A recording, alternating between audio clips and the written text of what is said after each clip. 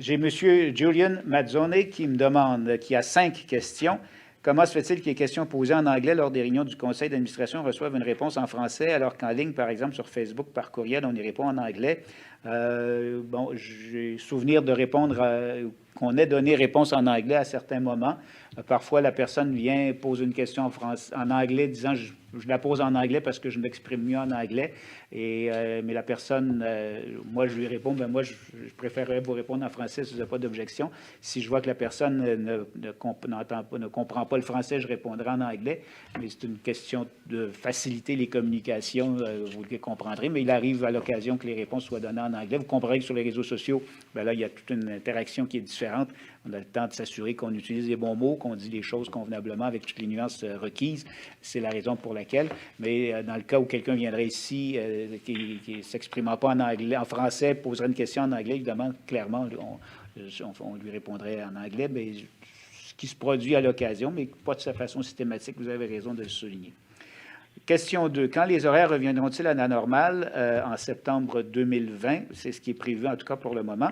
Y a-t-il des plans pour rénover bientôt la station Papineau comme Baudry? La réfection de la station Papineau devrait débuter en 2022 et durer 2 ans. Question d'accessibilité universelle et de nettoyer, j'imagine, les finis architecturaux, parce que la station Papineau n'a pas été modifiée à une époque comme la station Baudry, qui, elle, est revenue à son allure d'origine. Donc, 2022 pour la station Papineau. On demande les personnes non âgées peuvent-elles emprunter la navette ou le service or? Je présume que c'est le sens de la question. Évidemment, pour pouvoir utiliser les navettes or, il faut avoir 65 ans et plus. Pour l'instant, par ailleurs, à cause de la situation actuelle, les services de navette or sont suspendus jusqu'à nouvel ordre.